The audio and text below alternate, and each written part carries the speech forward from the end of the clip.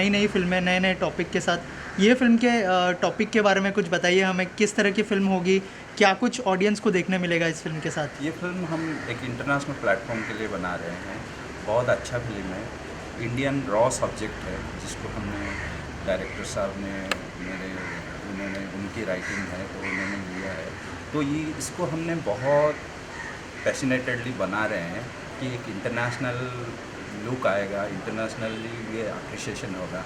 हमारा हर फिल्म की तरह ये फिल्म भी बड़ी बनेगी और हर अवार्ड्स में जाएगा।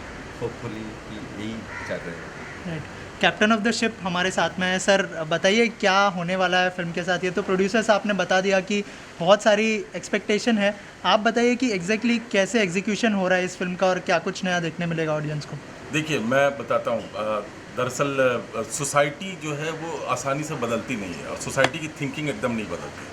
तो ये फिल्म जैसा कि राजेश जी ने बताया इंटरनेशनल प्लेटफॉर्म के लिए बना रहे हैं और दरअसल 45 मिनट्स का ही है और अब तक पब्लिक ने ऐसी फिल्म नहीं देखी है। मैं इसीलिए, चूँकि सब्जेक्ट इतना पावरफुल है और एक इंडिया हम देखते हैं बहुत सारी चीज़ें रोज़ देखते हैं, लेकिन एक्चुअली हम महसूस नहीं कर पाते और फिल्म की तरह तो बिल्कुल नहीं देख पाते। तो तभी हमने कहा कि ये उस लेवल की फिल्म है जो इंडिया में तो दूर दूर तक कोई सोचता नहीं है। और जब राजेश जी ने आगे बात की, इंटरनेशनल लेवल पे बात की कुछ लोग, तो उन्होंने कहा अरे ये तो कमाल की बात है। तो हम बहुत आशान्वित हैं, बहुत उम्मीद है हमें कि दरअसल ये फिल्म कान से लेकर और दुनिया भर के तमाम फेस्टिवल्स में धूम मचाएगी। और जो एक्टर्स हैं हमारे, सपना जी हैं या अन्वेश जी हैं, इन लोगों ने राहुल जी हैं, इन लोगों ने कमाल का काम किया और मैं बता नहीं सकता। बाकी तो आप फिल्म देखेंगे तो आपको समझ में आएगा कि कैसे दुनिया कितनी अलग तरीके से थिंकिंग भी होती है और सोसाइटी एक्चुअली किस तरह से अभी भी कितनी प्रॉब्लम है सोसाइटी में जो समझ नहीं आता।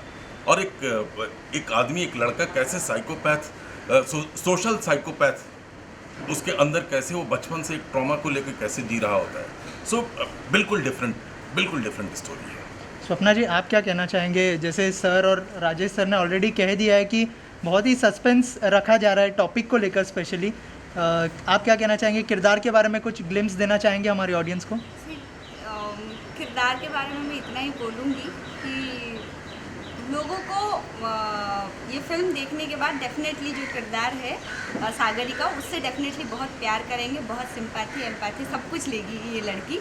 और मुझे करने में बहुत मज़ा आया, जैसे कि सर ने भी एक्सप्लेन किया कि सोसाइटी में इतने डिफरेंट लोग रहते हैं और उनके जो माइंडसेट इतना डिफरेंट होता है वो आज तक हम समझ नहीं पाते हैं। और जब ये फिल्म के माध्यम से लोग देखेंगे तो लोग सोचेंगे कि ऐसे भी लोग होते हैं और ऐसी भी कहानियाँ होती हैं। और ये एक्चुअली में हमने एक रियल प्लॉट है और रियल कहानी से ये है।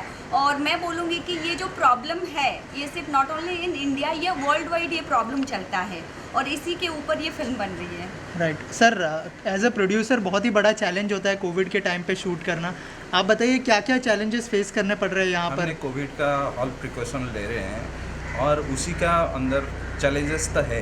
एक फिल्म मेकर के लिए ऑलवेज चैलेंजेस को लेना बहुत चैलेंज होता है, बट वो चैलेंज को लेके काम करना भी और एक चैलेंज है। सर आप बताइए कैसा किरदार है, कैसा एक्सपीरियंस रहा सर के साथ काम करने का, स्वप्ना जी के साथ काम करने का एक्सपीरियंस? सर के साथ काम करने का बहुत अच्छा एक्सपीरियंस है और जो कॉन्सेप्ट है बहुत इंटरेस्टिंग है और बहुत पावरफुल है। ये सोसाइटी की साइकोलॉजी जो एक आदमी के पर्सनल लाइफ को कैसे इफ़ेक्ट करती है और वो कितना हावी हो जाता है और वो डिफ्रेंशिएट नहीं कर पाता और उसमें क्या चेंजेज आते हैं, उस चेंजेस को और जो रिस्पॉन्सिबिलिटी है, सोसाइटी की जो रिस्पॉन्सिबिलिटी है वो कुछ दिखाने की कोशिश है। और जो डिस्क्रिमिनेशन है सोसाइटी का, जो दिखता नहीं लेकिन अफेक्ट करता है, उस सब्जेक्ट पर है। तो इंटरेस्टिंग कॉन्सेप्ट है और बहुत अच्छा चेंजेस देखने मिलेंगे। आप जब फिल्म देखेंगे तो फिर हमें समझ में आएगा कि कितना इंटरेस्टिंग होगा। राइट।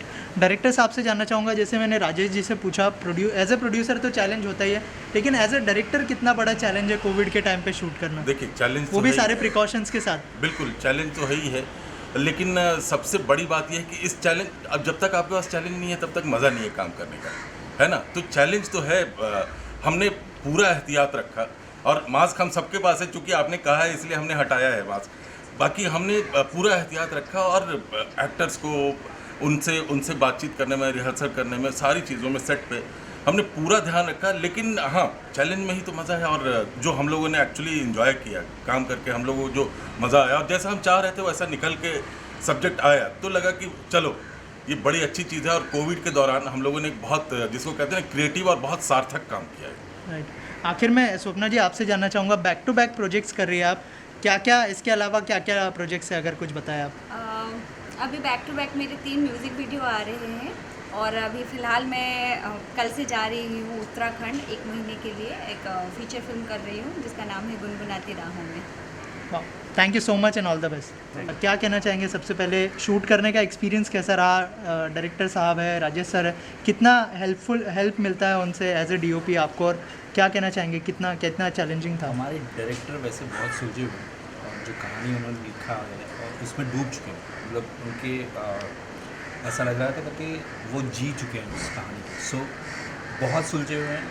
जो मुझे बताया उन्होंने बहुत क्लियर था, मुझे कुछ ज़्यादा सवाल था नहीं। और राजेश जी के साथ तो मैंने काफ़ी काम किया हुआ है, तो इनके साथ तो जब भी काम होता है तो मुझे मज़ा ही आता है। और एक्टर्स बहुत अच्छे थे इनके साथ। तो मैं आई थिंक 6 या 7 फिल्म कर चुका हूँ, अभी एक और कर रहा हूँ जो कल हम लोग जा रहे हैं उत्तराखंड, वो भी हम लोग ही कर रहे हैं। तो फिर घर जैसा माहौल है एक्चुअली देखा जाएगा तो घर जैसा माहौल है, क्योंकि काफ़ी टाइम से हम लोग जुड़े हुए हैं, नहीं करके 4 से 5 साल हो गया, तो हम लोग काफ़ी सालों से जुड़े हुए हैं, तो घर जैसा माहौल है। ऐसा लगता ही नहीं करके हम लोग ऑफिशियली कुछ है, मज़े करते करते हंसते खेलते निकल जाता है। Okay sir,